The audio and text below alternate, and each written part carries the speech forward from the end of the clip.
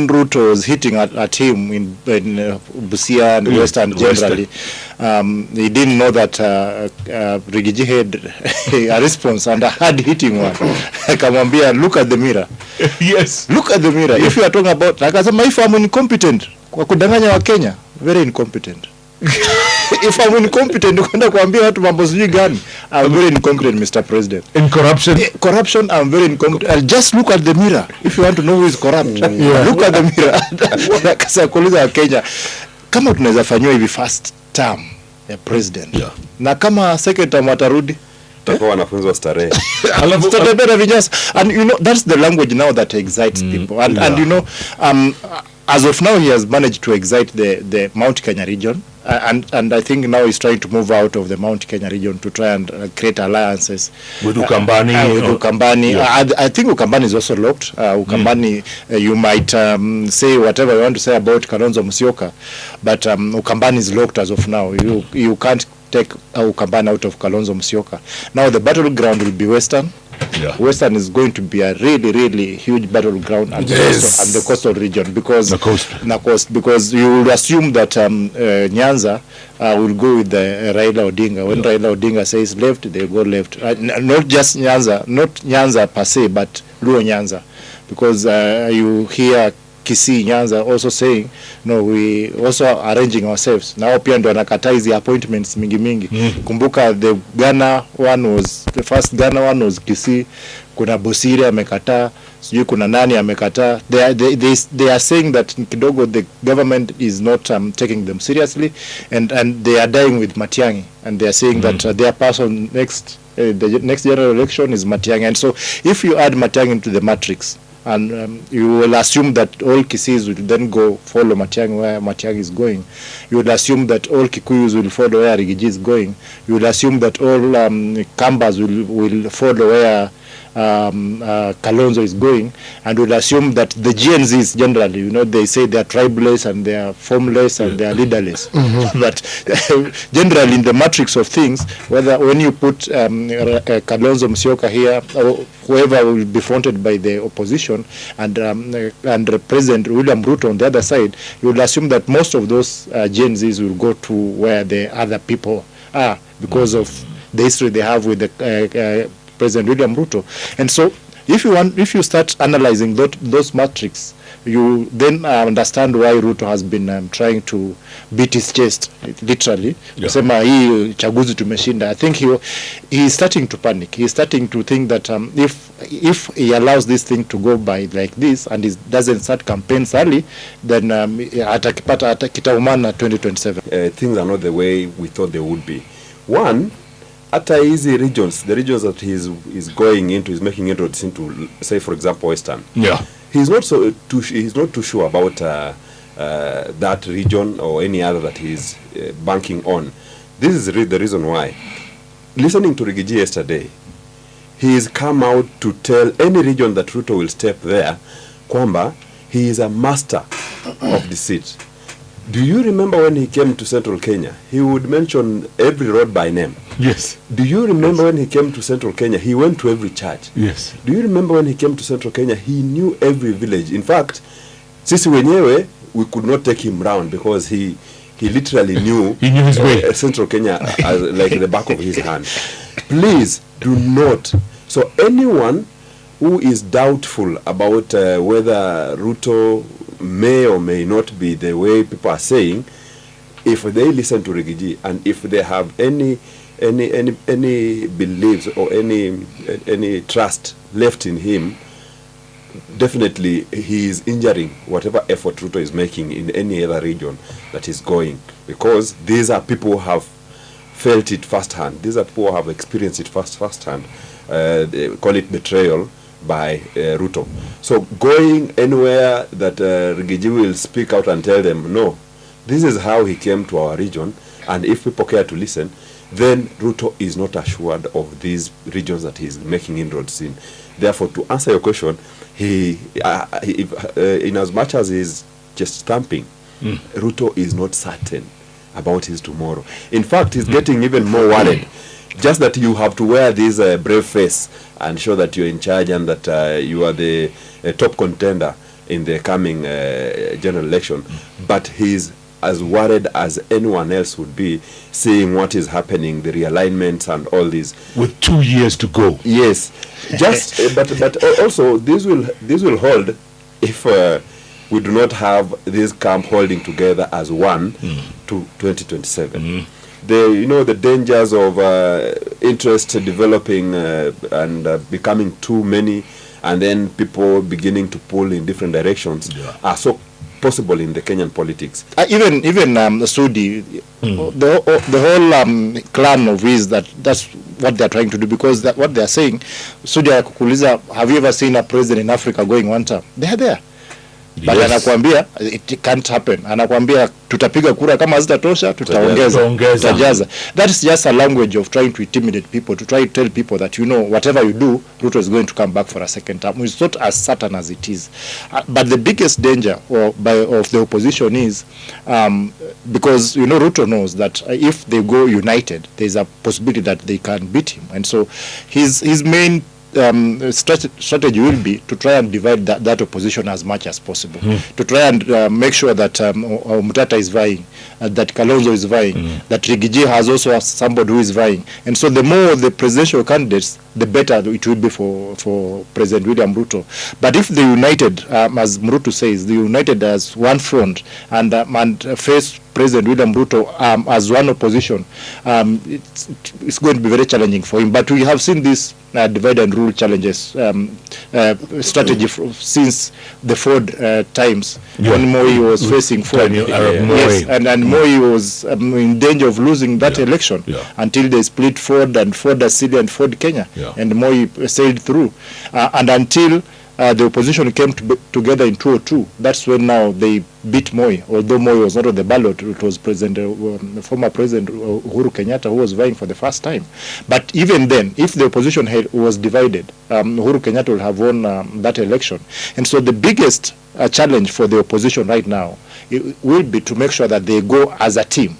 If they pull together Matiang'i, unfortunately or fortunately, our Kenyan politics all about tribes.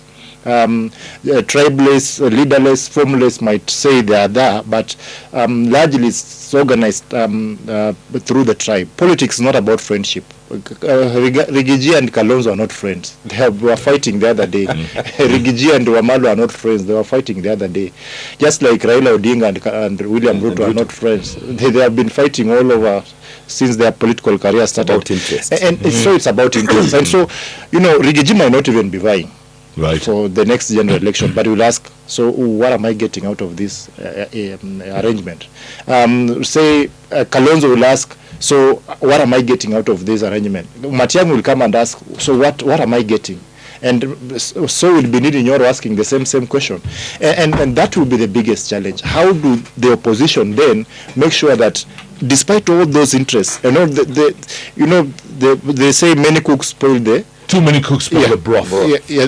And once the opposition, there are too many. The advantage with Ruto right now is that he's at the helm, he's the head, and so he can control some of these things. Like he has forced Murutu's uncle to form a money party because not that Mudavadi wanted, but he was told do this or beginning to refuse him as an uncle. But Papa Roma has so far has said no, don't. Cleverly. And by the way, there's an advantage with Papa Roma not folding Ford Kenya, even with for Kenya Kwanza, because if we try to fold Ford Kenya, and then Bungoma and Trans Nzoia they go with DAP and there's UDA, the UDA might be whitewashed, and so that's the reason why Papa Roma is saying, please just leave my Ford Kenya alone. Wewe fold amani yako, ukitaka kufold hiyo ingine fold, but DAPK Kenya is going to be a very serious force in Western Kenya in the next general election.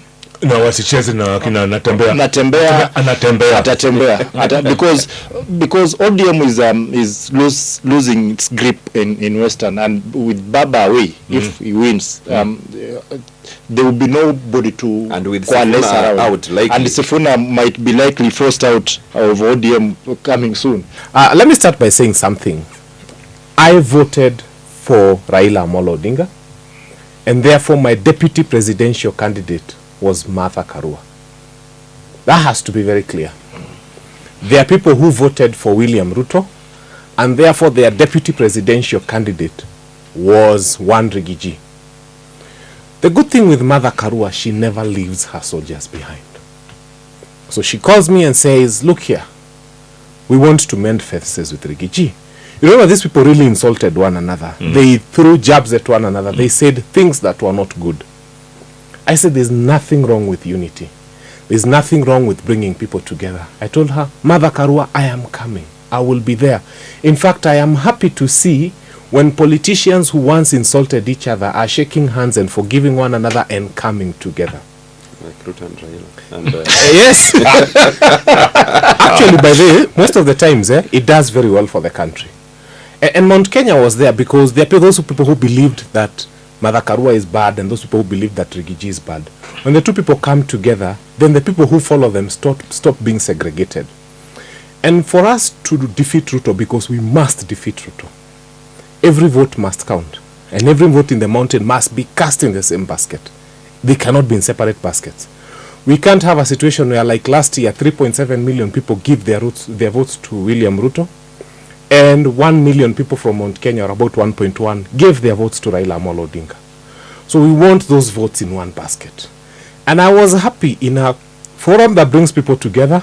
Oh, nilishika mbuzi na tukasema ile maneno tulisema. And they had private talks between themselves. They will tell us one day what they agreed. But one of the things we did is, after that, there was a press conference and they spoke about abductions and all those things that are happening in the country. Obuya, you were saying earlier on, there's no such thing as political enemies. Hakuna kazi Kenya, Jeff. Huh? Hakuna. What? Correct. People don't have So the jobs. few jobs that are available, People will apply for them. Yeah. Last so time, refusing to go to Canada, to Ghana, what do you mean? the last time, the selection panel was stopped. It had already started their work. It was stopped when NADCO talks started. Yeah. Because the Makanda-led selection panel had already started their work, and they already advertised, and people had already sent in some responses. Yeah. And for the chairperson slot, I think there were like 7,000. 700, I think 700 people had sent in for that one position, the chairperson's position. For the commissioners, I think there were 13,000 people who had applied for those few slots that were there. Yeah. And so people are going to apply, and they will apply in their droves. And so it is upon this selection panel to give us the best. Like Martha Koome was saying, it has to be somebody who is not tainted, somebody who is not going to cave into pressure, somebody who is going to be independent.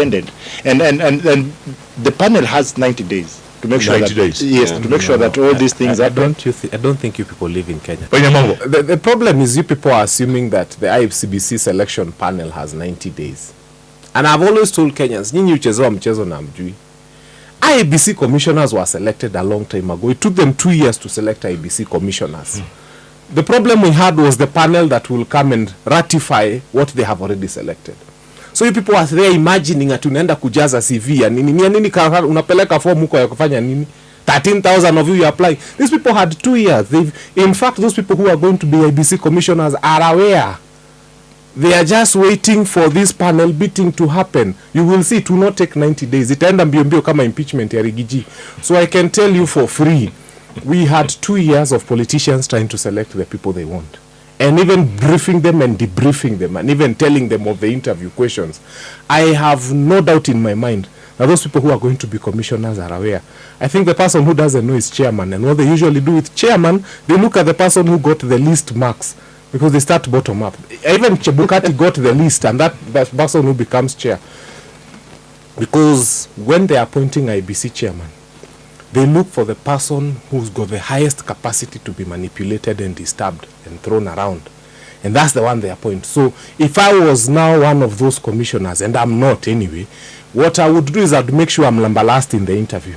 Because then you stand a very high chance of becoming chairman. But if you're number one in the interview, you definitely do not stand a chance at becoming a chairman. Because then it means you have a lot of integrity if you're number one. If they look at the marking scheme, you are a good person, you are able, you are capable. They don't want that. They want somebody they can take around. So make sure that if you go for those interviews, free advice from Fanya Mambo, be the last one. how do you withdraw someone's security? And not just someone's. The Chief Chief Justice. Person over Chief Justice. How? You know, the Chief Justice is going through something very interesting. It is what Rigiji went through. You know, Rigiji can be compared to a person who finds themselves on Lake Baringo, and you're in a canoe, and there's someone, you know, paddling the canoe on Lake Baringo. And when you are there, he tells you, ikifika katikati, you know, when you start seeing the crocodiles and then the hippos are doing then he tells you, weni mujinga sana, weni mujinga tugul. Then you are like, yes, mi ni mujinga kabisa. Then he continues, he tells you, ata baba yako ni mujinga tugul. You're like, ata ni mujinga tugul kabisa, ni mujinga. And he goes on and he insults everybody in your family. But when you look at and you see the hippo on that side, you see the other side, you are like, apana. Ni wajinga kabisa. Hata sijui how we inherited this ujinga, sisi ni wajinga tugul. You'll continue on that Lake Baringo with that canoe guy. But Jeff, upon reaching the shore, the minute you get to that shore, ndio unakamatia mtu hapa. Ati nani mujinga? Nani mujinga tugul? Ni familia. So what Rigiji has done is he's gotten to the end of the lake. Na ameshukishwa. And he's beginning by holding that guy by the shirt and telling him, wait a minute. Kwanza anamshikia ile mashati ya nyuma hata si ya mbele. Namwambia wait a minute. Atulisema watu wetu ni wajinga. He didn't even start with himself. He started by exonerating his community and his people. Mother Kome is going through the same. She's in a canoe and the people paddling it are calling her all sorts of names. And there's nothing she can do as long as she's there. Because it's a place where you don't determine how many policemen are brought to you. You don't determine even... In fact, sometimes it's worse off because even the ones you can be given, the ones you don't like, or the ones who keep revealing your secrets and saying everything about even the handbag you're carrying and so on and so forth. So she's doomed if she has very many of them, because you can have very many of them who are loyal to somebody else. And she's doomed if she doesn't have enough security. And I wouldn't want Mother Kome to resign. In fact, if anything, Mother Kome stick in there. We don't have IBC. And the regime has checked and seen that the judiciary is becoming apologetic for the mistakes they made to us in 2022. And the judiciary is beginning to assert themselves. And they are looking like a judiciary that cannot be controlled in 2027. And so they are finding a way to make sure that Mother Kome goes. Mother Kome, please don't make the mistake of resigning. In fact, we are better off with you. We can predict what you can do and what you cannot do. This is what I'm talking about, trusting institutions, because the institutions themselves do not give us that space to trust them. Because you know, we are told before the judiciary gave out that statement, they tried to contact the Interior Ministry to ask what is happening, because you wake up, you don't have security. You had 5, you now have 2. You know, and there's no explanation, and they went to the Interior Ministry. There was no answer, and so they released that statement. After that statement, there's the hula baloo, people asking what is happening. Then Murukomen comes and says, you know, those officers got promotion, and so they had to go and be retrained to their new positions and all those things. But we have reinstated the security. But I think they have reduced the number of security from 35. Yes, to 29. I think. And 35 is a whole police station. No, not that. That's a whole police station assigned to you. That's in not, Wajir. No, that's not for one person. I think that's for the Supreme Court judges. The entire. How many did she get? The Martha Kome? I'm not sure. Enough. Maybe for security reasons, you're also not allowed to know the number. Jeff, let me ask you, how many times have you had, if the system was comfortable, would you have had that Koome's security were promoted and they have gone for training? Had the system been comfortable with Koome or the judiciary? Never. They've actually honestly taken these people for promotion and retraining. They forgot to promote the president's guards and take them for retraining. They forgot to take Kipchumba's guards and promote them and take them for retraining. They have seen that those even Kindikis, yes. The only officers who need retraining and promotion are the judiciary's officers, because they love the judiciary so much. They want to give them the best. But we've not had a situation where the president is complaining about a reduction in security. That would be a very good thing, to wake up one day and hear that the president's security has been promoted and taken for retraining, and therefore he has less men under his guard. Maybe Kome deserves what she's getting. Oh. yeah, there are some Kenyans actually who don't have sympathy with whatever is happening to Koome because of the words and the tenor of whatever the ruling that he gave in Nasir of this world. Hot air, wild goose chase. You know, she was very, you know, at that time the Azimio supporters were suffering. Blood was so hot. They were suffering. They, you know, and Koome came and, you know, they are lying down and he gave them one in the teeth. He punched them while they were down. So some actually don't have sympathy for whatever, but for the sake of the institutions, yes. Like, and Ruto has promised this over and over, that he's not going to weaponize police, is not going to weaponize judicial system for political reasons, but it is the same things we are seeing. Safaricom spends about 4.5 billion on salaries in a year, and they are not shouting on cut-ups. I have seen this other bank, EABL is spending about 9 billion a year, paying people salaries. Wewe unalipa watu pesa yao ya unaenda kupanda juu ya Land Cruiser ukipiga kelele ni 150 million. In fact, if you check how much is a presidential visit, how much they spend in a day, if they spend 6 days there, they must have spent close to 500 million on their staying there to give 150 million on top of vehicles. Well, you know they had to build a roof in State House. Wameharibu State House. Oh, it looks ugly. In fact, whoever we vote for, the first order of business is to return State House back to how it was. We don't care how much it's going to cost, but if we make you president, who are your flat roof? State House inakaa kama kitu ingine. No, that thing is ugly. No, I can't even take a photo there anymore. I would rather even take a photo at Arboretum. Your roof lazima itolewe. Whoever is going to be president, first order of business, akae kwa DP's house Karen, arudishe roof ya State House vile si tunajua, it's a heritage. Oh, that thing is ugly. We don't want it.